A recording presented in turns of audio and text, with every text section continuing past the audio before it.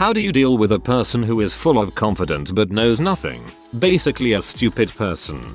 Give them small jobs but make them sound super important. I was once sober caring for a friend who was super drunk, crying about inconsequential stuff and had been vomiting for an hour. A slightly less drunk friend of my super drunk friend was trying to help her too. He kept getting in my way, dropping her hair in her own vomit and taking her drunken crying why too seriously. All the while with this insufferable I know what's best attitude that can only come from a drunk person. While I was trying to cheer her up, he kept legitimizing whatever she was crying about. Oh my god babes, you dropped a glass. Oh my god, I love that glass. I know it doesn't feel like it right now but there will be other glasses. Plus he kept telling her to stick her fingers down her throat to induce even more vomiting once it had subsided. When I suggested that drinking a glass of water might be more helpful he went, no, trust me. Dramatic pause. I used to be bulimic, which is obviously super relevant to this situation.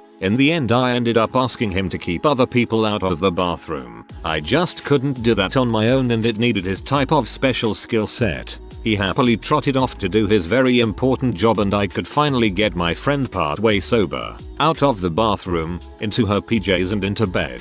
None of which would have been possible with him around.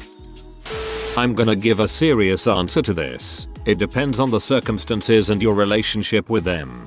Things that can change how I interact with them is the level of stupidity they are exhibiting. If they're in a position of authority over me, boss at work, commanding officer, teacher, if they're a decent person as opposed to an butthole, if they're very young and still learning, if there's actually something important at stake in the interaction like someone's health or money, and a lot of other things, the list is quite long. If there's a chance of educating them, I'll try and do it, but will be prepared to quickly abandon ship if it's clear that's going nowhere. This works well on Facebook where there's an awful lot of stupidity and unfounded information posted by an awful lot of people. If the interaction is not important now or in the future, I just minimize my interactions as much as possible. I politely or, if they're really being a jerk, impolitely leave the interaction. A polite way I use is well, we really strongly disagree on this, and I don't think we can change each other's minds, so how about we just move on?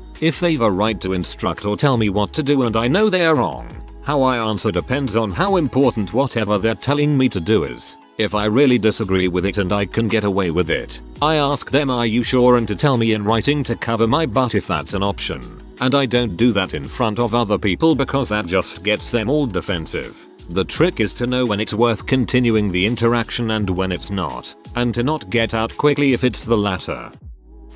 I'm currently training people who are just out of college at a Fortune 250 company. Effectively dealing with this type of person is essentially my day-to-day profession. First, figure out why they have the false confidence. Sometimes it's a defense or compensation mechanism trying to mask self-esteem issues. Sometimes it's just due to having not had any real challenges in life yet. In the first case, you're going to want to help set them up for scenarios that they can win and feel genuine confidence about. Once actual confidence has been developed, then their ego will typically be able to take the hit from future feedback. In the second case, as was mentioned, frame everything as a question. Be sure you have the correct answers ready with supporting material to show how you got there and how they can get there in the future. Be understanding of incorrect answers. Second, recognize that the person has value. Even if they are stupid, you're probably dealing with these people in a professional or educational environment. Otherwise, why deal with them at all? So if you're required to be there and they are as well, recognize that their time is just as valuable as yours. Respect them. Showing respect is the best way to get people on your side and to drop any sort of bluster or whatnot. Third, set expectations. Make sure that your expectations are very clearly stated. If they are a stupid person, don't assume that they will understand the implications of any information that you give them. Those tips seem to work well for me. Socratic method. Bro. Ask them questions which will ultimately demonstrate to themselves that they are not as smart as they seem. They'll never listen if you tell them something, but if you ask questions that led them to contradict themselves, you have a higher chance of getting them to see the bigger picture. Also, you probably aren't going to convince them they're wrong, but you will convince others that they are wrong.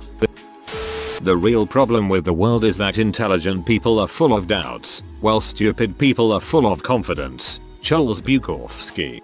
Bertrand Russell said it first, and better imo. The trouble with the world is that the stupid are cocksure and the intelligent are full of doubt. If you had to summarize Reddit in one line, that is it.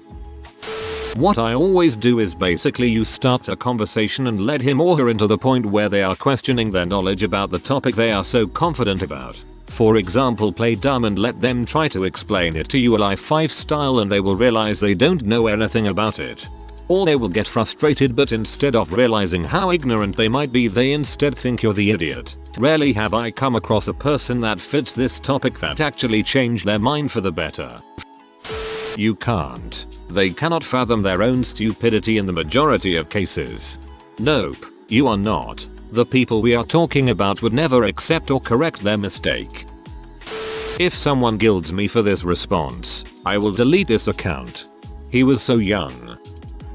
Let them fail, then show them the correct method. That's all you can do. Failure brings humility. It won't work right away, but when it adds up and they're about to get fired, fail the course, get dumped, whatever, they are closer to having a change of heart. Man, this just happened the other day with a friend of mine. He argued that homicide rates were significantly higher today than they ever have been. Even though I gave him plenty of evidence saying otherwise, he just wouldn't believe it. He said Chicago was proof enough of his point, because they have such a high homicide rate. Oh, and of course violent video games causes violence. Within a few minutes he started just yelling instead of having a nice debate. So that kind of proves he knows nothing. Indeed, this is the most typical scenario. They don't care about truth. They care about themselves and how they look in a social setting. It's selfish, really. Knew a guy in Cospman A school, Navy medic, who knew without any conceivable doubt that he would one day be a Navy SEAL. I too wanted to be a SEAL, still do, and had tried getting a contract before boot camp by training and testing with an active duty SEAL. All of my scores were good except my run, so no contract. I asked my friend about what steps he was taking to train, if he'd tested with a SEAL when he was in DEP, pre-boot camp program, what his swim time was, if he'd read any SEAL books, I've read scores, etc. He looked at me like I had bugs crawling out of my ears. He thought it was a matter of him being chosen due to his desire to be an assassin, and they'd trained him with the same dramatic flair as in some samurai movie or anime. He was huge into anime, as are a lot of young sailors. He knew nothing on the practicality of the process. Later, at field medical training, basically Marine Corps Boot Camp Junior at Camp Pendleton, he did okay in all aspects except the hikes.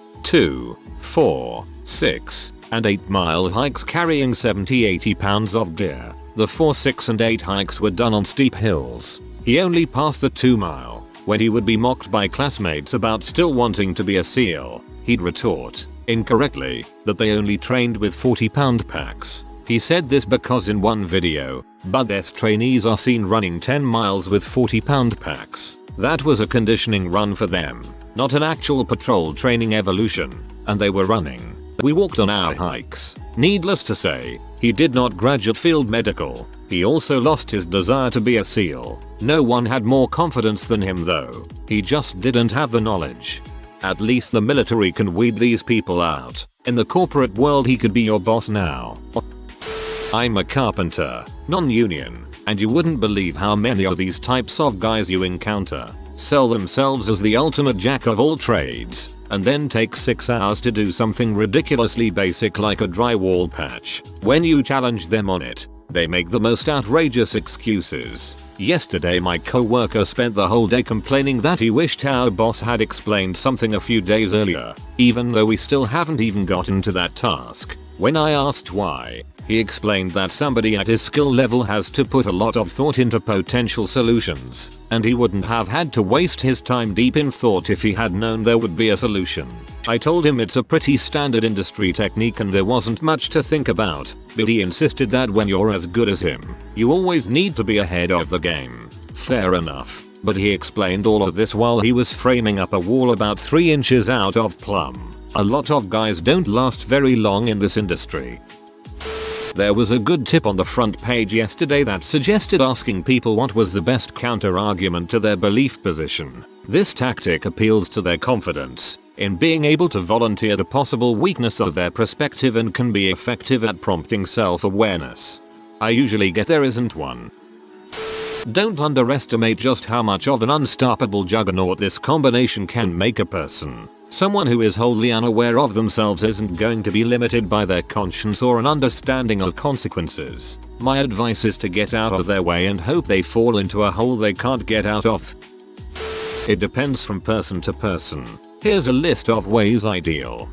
Silence. Between Mark Twain and the Bible. Proverbs 26:4. There are plenty of ways of saying only fools argue with fools. Avoid inflammatory topics, like Thanksgiving dinner with the family. Diversionary tactics. If the stupid person in question seems completely intent on educating me about their opinion, I try to take as many chances as I can to divert their attention, or divert the subject. Complete and utter destruction. If the point they are trying to make is not only unsafe, but completely and utterly wrong, I will shatter every notion and ask them to prove, against me and a large amount of money, that I am wrong and they are right. I will even whip out my phone and Google some research points if necessary. If it's someone I see every day and can't avoid conversations with, and inevitably another inflammatory topic comes up, I poke the bear. This means I throw out a few facts and figures, or maybe I'll make use of hypotheticals, which, more often than not, destroy the conversation because they can't handle the mere suggestion of being wrong.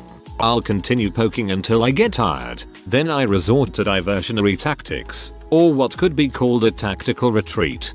Very rarely, I will try to employ the Socratic method. This tends to really piss stupid people off, because they think you're being condescending or patronizing, which, let's be honest, you are, because they're being stupid. I only do this when I am sure the stupid person in question won't get violent. I'll let them explain their whole point of view, even going so far as to engage with them on what they think is an empathetic and understanding level. Then, when they're done, I laugh and tell them they're wrong, and that they're dumb, after which I proceed to just ignore them. I ask them questions, upon questions, upon questions, like a toddler, but why eventually they'll get as frustrated as I do when I have to listen to their bulls. I mean, realistically speaking, anyone who refuses to see reason when confronted with reality are highly unlikely to change their minds just because I say so. It's one of those my opinions require little facts to prove. But if you have an opposing opinion, you better have your master's thesis ready with 3 pages of bibliography with accredited resources, along with an entire internet website also using accredited resources that many people subscribe to because they also agree with your opinion. And those people better also be forward-thinking contemporaries of whose opinions I respect. That sort of person is someone I've come to describe as brick wall. Okay, so first you want to make sure you're not that person. I've met very few people who are so completely wrong as to fit your description. Statistically, it's more likely you're that person if you've met a lot of them. Second, you want to try to understand their viewpoint. Dig beyond the obvious to really place yourself in their shoes and see why they think the way they do. Next, you want to locate the logical inconsistency in their arguments, making sure to follow the tenets of formal logic yourself. Be sure not to attribute any logical errors you find to the person rather than the viewpoint. Every argument should be evaluated on its own merits. Lastly, when you've properly performed the previous 3 steps and you're sure you're still dealing with a moron, is to stop interacting with that person as much as possible. If they are your coworkers, try to work around them. Your opinion should be widely shared if they are indeed as you think. If they are your boss, then find a new job. I have never found anyone that has made it through all 3 preliminary steps yet. I had a friend who was an absolute big-headed T. He claims to know crap he doesn't know, and then when asked about that topic he blanks out. He blatantly copies others in tests, exams, even in the freaking GCSEs, exams taken in UK, and doesn't admit to it. Talks about how he enjoys studying, which is absolutely balls because he just says this to be the center of attention and to stand out. I just stopped talking to that overconfident piece of crap. BTW, as an introvert I could not have the guts to ever actually say any of this to him. As someone who is moderately intelligent but has extreme social anxiety and, apparently, a constant please help me look on my face all the time, some of the biggest morons I meet decide they are going to be my best friend. How do I deal with it? I bottle it up. While they take me under their wing and try to big brother me, I just grow more and more annoyed. Slowly I succumb to passive aggression, until finally there is a blow up where I call them a moron and they get looks on their faces like I just kicked their dog, their mother, and their pregnant wife at the same time. It's a long process. It takes some serious work. You need to avoid two things: getting labeled as the opposition in their mind, and damaging their ego. The first will lead to getting stonewalled just on principle so they can win. The second will cause internal conflicts in their heads, which will shut down any possibility of change in their viewpoints. The first things to do to avoid these is to get them to consider you part of their team. Find areas of agreement. I don't care on what. Build a rapport around areas of agreement. This builds their ego and also their impression of you. Second, guide the conversation to some things that are contradictory to the relevant topic, but that you think you can get agreement on. Do this before ever touching on the topic that matters to you. Third, work towards the relevant topic, but in a questioning manner. Do it in a can you help me understand kind of way. Remember how we already found agreement on something that is contradictory? Use that to show confusion and create questions. Use this process to work together, side by side, not head to head, if that makes sense towards the truth of the matter. Figuring out the right answer should be a reward for both of you that you accomplish together. Through all of this, always leave them an out. Somehow them being wrong is either never brought up, or it's not their fault. Preserve their ego. Do not attack it, ever. As soon as you do, you're done. Serious question. How do you know if you are stupid? Often I think I am above average intelligence, but then wonder how would you really know? Does someone with Downs or another mental disorder know they are handicapped? Or does the world seem the exact same way it does to me but people are nicer? I mean, I always fight with myself that maybe I'm the stupid one, but I'm retarded so I don't actually know I'm retarded. I could be boxed in a loony bin right now in a straitjacket, but the world I'm in is just an imaginary world in my head. How do you know? I solve a lot of issues and fix other people's mistakes at work. It's my job, but maybe they are easy mistakes because I'm handicapped and the mistakes are on purpose and I'm an equal opportunity employee. IDK man. It keeps me up at night. How do I know I'm not in a crappy fantasy world procured in my head? Best thing to do in that situation is just enjoy the humor in it, because you won't convince them otherwise. Most amusing characteristic of this type is that they can argue with something you already agree with them about. If you hold an opinion or state something that implies their viewpoint, they might not connect the dots and argue with you about it. At that point, it's best to just appreciate the situation. I have a friend like that. Whenever someone tries to educate him or show him why his opinions are so dead wrong it hurts. He locks up and asks to change the subject so that he remains in a state of self-affirming blissful ignorance. And it is painful to watch. Dealing with ignorance is like fighting with strong wind. You can't win. I like to call it arrogant ignorance. You won't change them. You can't make them see the light. You need to be patient like with children. Like children they are easily manipulated. If you are as much smarter than them as you think you are, you should be able to be patient and through small ideas and suggestions get them to think do what you want.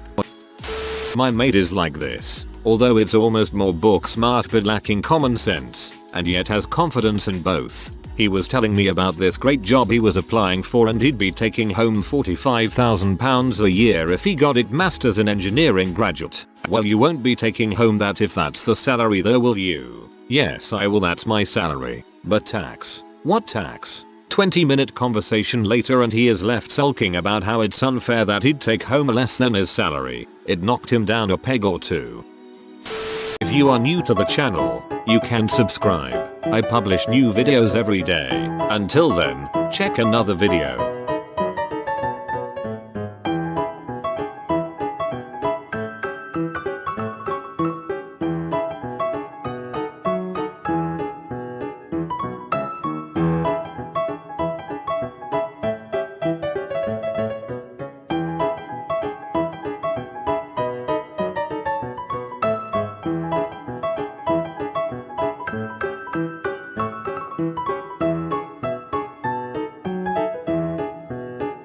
Bye for now.